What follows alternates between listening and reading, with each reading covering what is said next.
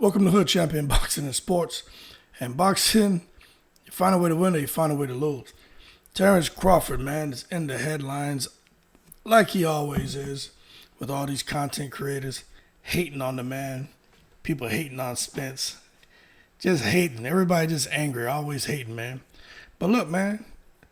Hey, we did a live this morning where we were having a conversation. And, I started sitting here thinking, right, about Terence Crawford and the mystery hedge funds and Terence Crawford and how they were able to make that Terence Crawford Amir Khan fight. And I said, man, something's got to be going on. With all the activity going on in Saudi Arabia, when I saw this guy, Abdallah, saw his face and with being involved with the whole Jake Paul fight, knowing his role in Saudi Arabia, working underneath Prince Khaled with his management companies, like a sports and skills management. It's basically a company, man, that promotes sports in Saudi, right? And then I said, hold on a second. Now, this is a fact, right? This is a fact. It's not me making anything up.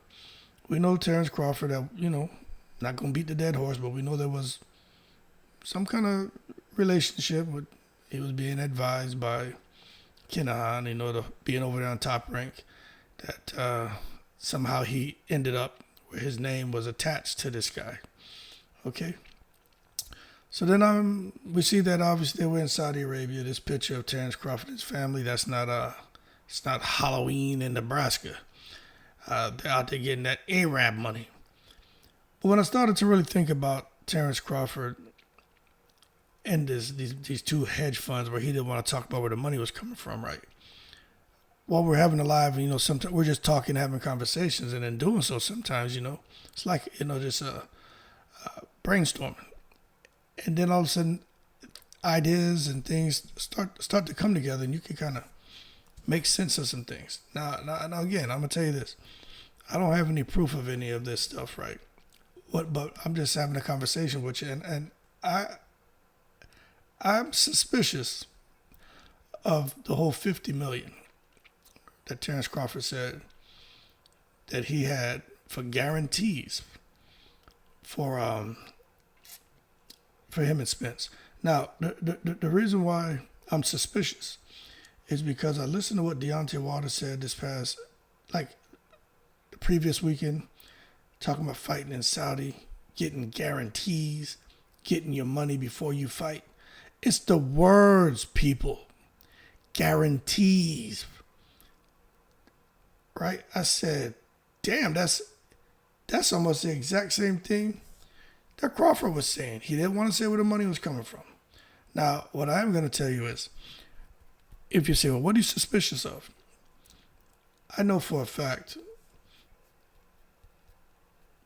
that Crawford still, he still knows people who were close or who were in that circle, right? Not saying he's dealing with Kinahan or nothing like that. I don't have no proof of that.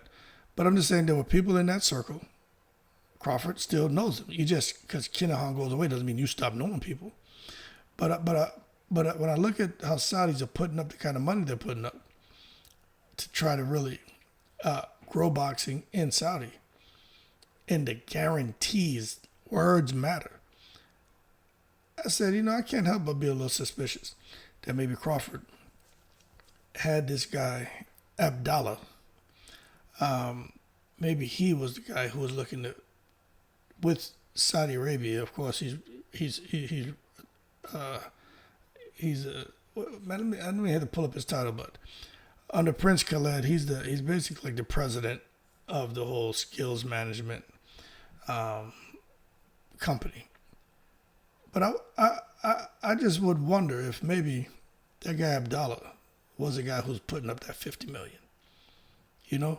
We know we got Warren Buffett out here, and Crawford has him on speed dial, but like we said during the live, just not sure Warren Buffett is looking to come and say, for Crawford to hit him up, on speed dial and say, hey, Warren, What's up, WB? Wisco Bravo. Look, man, I need this $50 million for this Spence fight. And Warren Buffett be like, yeah, man, cool, no problem, I got you. I mean, it just, I'm not saying it can't happen, but if you ask me what makes more sense, is that, he tapped in with his little connection out there in Saudi, where these guys are putting up gazillions of dollars for boxing matches. And somebody's like, look, we got you, man. We'll give you guys, both of y'all, $25 million guarantees. Now, what I don't know is maybe they're like, hey, this is the money. And Crawford never got an opportunity to have a conversation because Al Heyman wasn't trying to hear that. Because maybe the next discussion would have been, let's have a fight in Saudi. And I'm going to tell y'all right now, it didn't get to that point. But I'm willing to bet that that's the direction that conversation was going to go. I'm willing to bet anybody in here that Terence Crawford, that money, that $50 million, where he wouldn't disclose where it was coming from, right? You don't have nothing to hide, man. You don't have nothing to hide, so you come out and tell him, but you won't tell him. Let me tell you, I'm just suspicious. That money is coming from Saudi. And Terence Crawford's next move, if Al Heyman would have done, like I always say, have a conversation. You know what I'm saying? This is boxing, man. Have a conversation. I am sure if they would have had that conversation, the next topic to be addressed would have been, we got the money settled, location. I'm sure Terence Crawford would have been like, it's going to be in Saudi. Now, again, that conversation never took place, but it is what it is. So that being said, now that we know there was, some connection to Kinahan with Terence Crawford, some connection with Amir Khan in Kinahan, some connection with Bob Arum in Kinahan. Now it helps to make sense on how that Amir Khan-Terence Crawford fight came together. You see, because Amir Khan wanted real money, didn't he? Terence Crawford wanted real money for that fight. Terence Crawford and Amir Khan got paid real money. And I remember thinking, but of course, I wasn't familiar with the things I'm familiar with now with the whole Kinahan and all this other crap and the relationships he had with boxers and all that. Only the last couple of years I learned about that. Actually, last year, right? But let me tell you this. I remember thinking, why in the world would they give Amir Khan, what did 8, 9 million? Something crazy? Maybe 10 million? I remember thinking, why did Amir Khan get paid so much money to fight Terence Crawford? And I thought about it, and then I just actually forgot about it because there was nothing else for me to really, kind of mull over. I was just kind of shocked that Amir Khan got paid that kind of money. But when I sit back now with everything that we've learned about these guys' relationship to a certain individual, I'm going to tell you right now, in my opinion, it kind of makes sense that maybe there was some backing even back then for a guy like Crawford and Amir Khan to get paid real money. And when Bob Arum was coming out saying all these horrible things about Crawford and how he's hemorrhaging money, he could have bought a house in Calabasas, it makes me feel like Bob Arum was just throwing stuff out there to kind of, as a cover-up kind of, or to get people off of his tracks as far as the kind of money that was actually being put up for these fights. Because I truly don't believe Bob Arum took the kind of losses that he claims, knowing he had this relationship with Kinahan during that time. So to that I gotta say, Bob Arum, hold your horses, don't take it to the stupid. Now I don't have any proof, I'm just telling you We're just here trying to connect dots and make sense of things. But that being said, right, I remember Terence Crawford and Earl Spence going back and forth about who makes the most money. And Crawford was saying with a lot of confidence how he makes more money than Spence. I'm willing to bet you how much you want to bet. And Spence like, call out. Nah, man, young man, call out. And I remember thinking when they were sitting there going back and forth, I'm like, what are they talk? What is it? What are these two going back and forth about? Who's making the most money? And I remember at the time thinking to myself, I would think Earl Spence was making the most money. You know what I'm saying? I mean, I don't know. I'm not in their pockets, but I just assume that Spence was probably the guy making the most money. But I remember how Terence Crawford held his ground and was like, I bet you don't. I bet you don't. And when we look at it now, I'd have to say, I bet Crawford was making some good money. Just only if the fly on the wall could talk. But that being said, Terence Crawford, getting Arab money.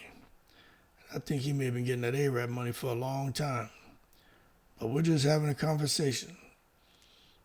But the more that we kind of dig and have conversations, the more we learn. Hey, matter of fact, that guy Kinaha was up for promoter of the year or manager of the year or something of the year, I think in 2021, and he lost, but he was actually up for, I think it's promoter of the year, man, but he lost. But he's been around for a while, and just because he's disappeared from boxing, it doesn't mean that there aren't people there who still aren't, kind of advancing his cause. And I'll say this. I think boxers should just keep their nose clean and steer away from that fast money. But at the end of the day, if these guys can get, legally, if they got it set up legally, right? I don't know, when you start peeling the layers back, you get beneath the surface, you find something rotten as hell going on. But for these fighters to come out there, and if they can make 30, 40 million, 20 million, 15, whatever it is they're making, I think they need to do it now. Because that window of opportunity, in my opinion, I think it's a matter of time before it closes on Saudi. So a guy like Wilder or any of these fighters who have the opportunity to go over there and fight, I think they should do it. They should try to get 3, 4, 5 fights in this year in Saudi, make 200 million, and be done. Because I just don't think going into 2024, this whole thing with boxing in Saudi, I don't think it's going to continue. But that's just me. But with everything that I know and all the attention it's getting, I could just see it becoming an issue. Because there's so many eyes on Saudi Arabia, so many people who want to, take the kind of Western way of doing things and seeing things and going out there and trying to impose that on that culture. And I could see if they feel like there's huge money, especially for a sport or something like that, and certain people aren't getting their cut, they could come and just try to disband whatever hell is going on with boxing or any sport. You've already seen it with golf, and how certain guys who wanted to go over there and play in that tournament try to win that damn quarter of $1 billion. They start losing their sponsorship deals, etc. Remember, if they go out there and roll the dice and win, well, hey, you won $250 million straight. But if you lose, you got to come back to the States, and it could suck for you. But that being said, more to come on any little bit of information I find out, and any conversation I want to have about my boy Crawford, and just about boxing. But I am really intrigued with this whole thing. With boxers, Saudi Arabia, this Kinahan guy is interesting to me. But also the fact that he has guys who are kind of the faces of what I believe are the business interests that he was putting in place or had in place. And now he has people now who are in place, who are basically, they've just kind of replaced him, and they're not a face of whatever his ventures were, his ambitions were, business-wise with boxing. But we're going to see how it plays out. But again, everything I'm saying is just a conversation. That being said, y'all keep cool. Shout out to the veterans. Shout out to that Arab money. I'm in the breeze.